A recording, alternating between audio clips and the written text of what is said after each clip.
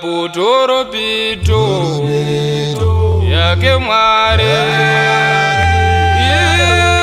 inorira iko kudenga. Toro pito yake Mwari inorira iko kudenga, inotaura kuvanhu vose kuti uyai kudenga, inotaura kuvanhu vose kuti uyai kudenga. Namazita edu tose